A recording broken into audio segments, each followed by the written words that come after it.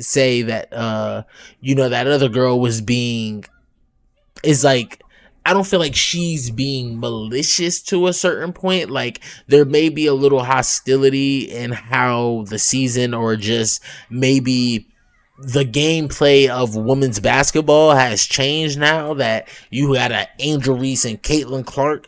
But I think that's only good because, I mean, America's just used to aggression and such things like that. So I think it's important for America to see that also in our woman playing basketball. And I'm not someone to be like, I'm not no a caper for women, but I will say, like, I'm just a caper for people being people and humans being humans. You know what I'm saying? And us giving each other the fair choice. Like, once you show me you're bad, or once you show me you can't be trusted, like, once you give me a reason to be a non-believer in you, then I can go ahead and judge you and say whatever. But if I'm watching you as a spectator of a sport, or whatever the case it may be, I'm expecting you to, I want to feel like you're giving it your all, and that you care more about the state of the game than your image in the game. You get what I'm saying? I think we're still showing up the same way that we do every day. But like, knowing that there's more eyes on us, knowing that there's more seats in the stands, all of that is exciting. But I don't think it necessarily changes how we go about the game, go about our relationships, go about what we post on social media. I think it's just, it adds to the engagement. I think that's the biggest difference. That's what I'm saying. What do you think is the reputation of the Fever among fans, but also among opposing players? The backlash Lexi's getting right now proves exactly why the Chicago Sky source stayed anonymous. One interview where she tried to be diplomatic, and the response online has been brutal. Man. People are scanning the reporter's entire social media history, questioning why she agreed to the interview, accusing her of not being here for women's basketball. And remember that detail from earlier about Angel's controversies coming whether she brings it on herself or otherwise. That phrase is doing heavy lifting. It's saying two things at once. Facts. Angel creates some of her own problems, but she also gets blamed for things beyond her control. The source is acknowledging both realities, while still saying the locker room is happy she's gone. That's not a casual statement. And Fever shirts, I think, like, as an opposing team, it's like you want to win even more, because it feels like there's just so many people rooting. It's exciting to have that type of follow across the country. Right. And I think, like, for other teams, they have great fans and great people that show up for them, and they want to perform for those people just as much as we want to perform for art. Think about what this means for Chicago's season. They just traded away their leading rebounder, a player who averaged a double-double as a rookie, someone who brought massive social media attention to the franchise. That was a crazy airball. And the internal response isn't, we'll miss her production or tough business decision. It's relief, happiness. Everyone is very, very happy that she is gone. That language reveals something the public stats don't show. Because on paper, Angel Reese had a successful rookie season. She set rebounding records. She got all-star consideration. Her jersey sold well. So why would teammates be celebrating her departure? Apparently you can go from 0 to a complete site in just a single prompt with Wix Harmony. I don't know if this is going to be possible. So that was Lexi Hall in the... You see, I'm not surprised by, I don't even want to call it Angel Reese hate. I think when you put yourself in just certain arenas, like, you're just going to be judged. Even if you are great, they judge Jordan. He was a great player. Might be a terrible person himself, but, like, if we're talking about in the sport he was in, dominator massively. I don't really see that there's a lot also wrong being said about Angel Reese. Like I said, I think she was definitely trying too hard to be in the limelight for the wrong things, because before Steph Curry was as big as he is now, and we talk about him how we do, he still was a good player first. Like, that's the first thing you wanted to talk about. Like, and then then they got the glaze and the 3-pointers and half court shots and shit. Like, but it's not something that I think is easily obtainable type shit in this instance.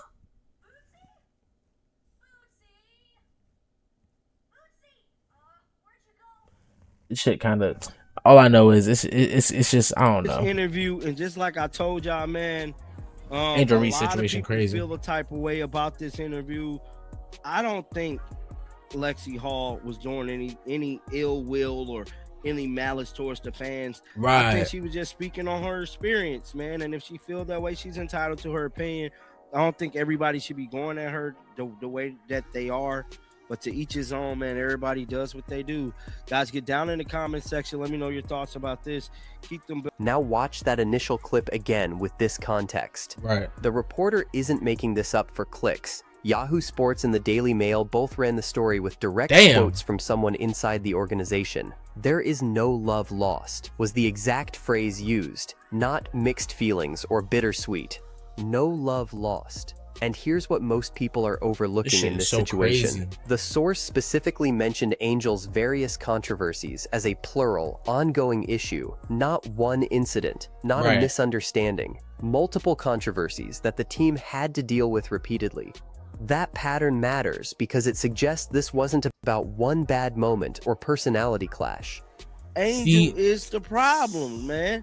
And it's just crazy to me that people will get on their social media platforms and do all of these different things and make it seem like Angel Reese is just such an angel. She's not, man. She's not.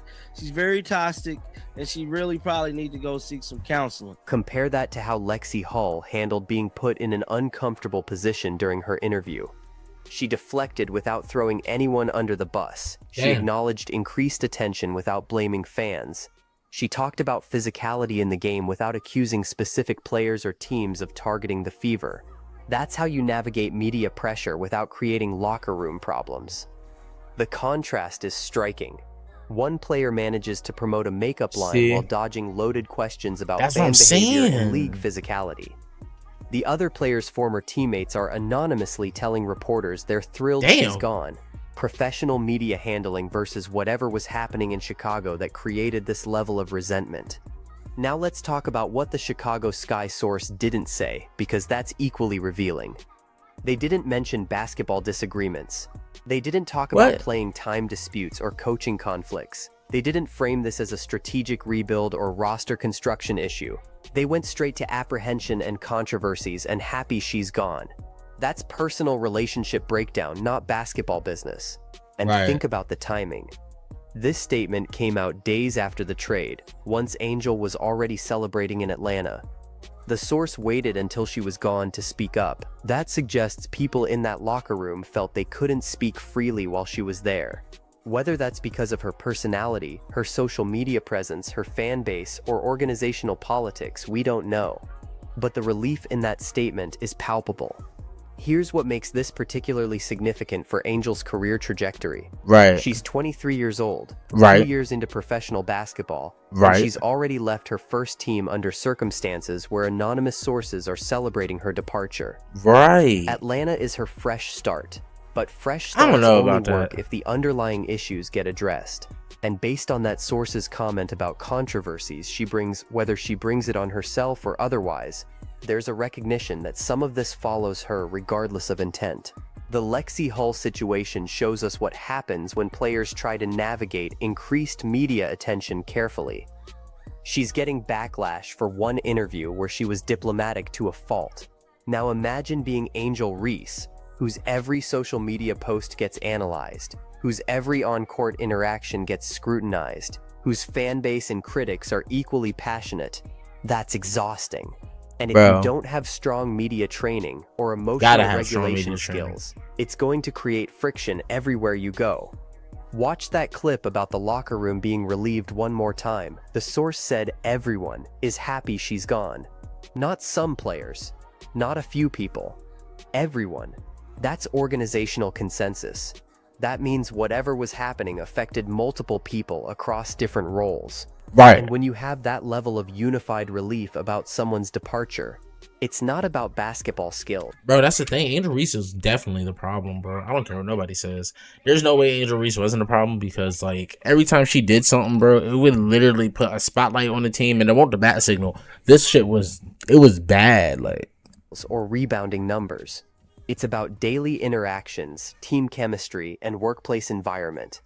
The phrase, "she will be the enemy" when she returns to Chicago is particularly telling. That's not trash talk. That's not competitive spirit. That's personal animosity being channeled into future games. The source is essentially saying Angel burned bridges so thoroughly that her former teammates are looking forward to competing against her specifically. That's the kind of motivation that comes from feeling wronged or exhausted by someone's presence. And here's the part everyone's been missing in this discussion. Angel Reese has one of the largest social media followings in women's basketball. Her fans are passionate and defensive, so when a Chicago Sky source says they're happy she's gone, they're saying it knowing the backlash will be intense. They're saying it anyway. Right. That tells you how strongly they felt about this situation.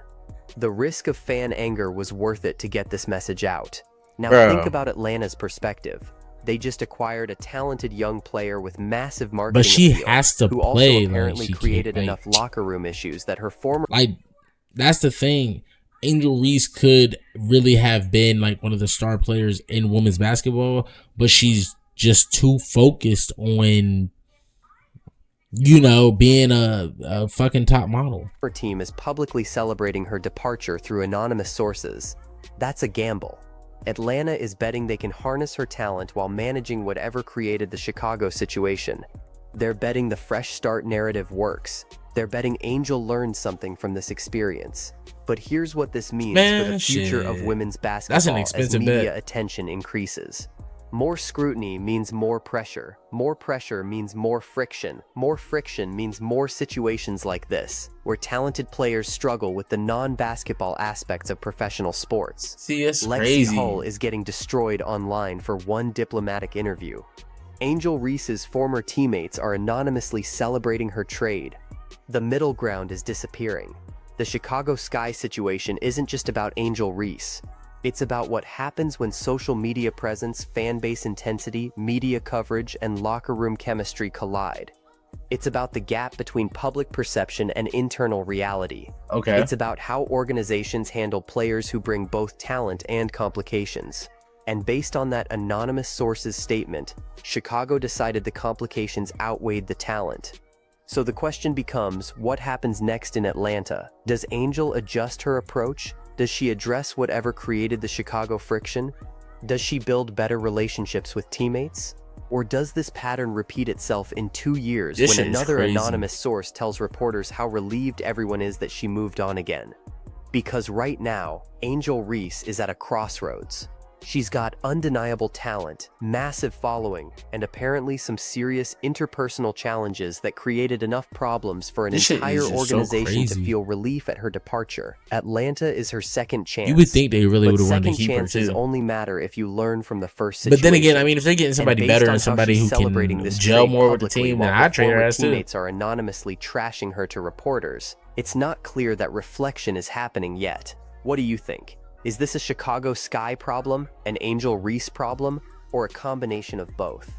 Drop your take in the comments, and make sure you're subscribed because this story is far from over. When Angel returns to Chicago to face her former team, that game is going to reveal a lot about whether these bridges can ever be.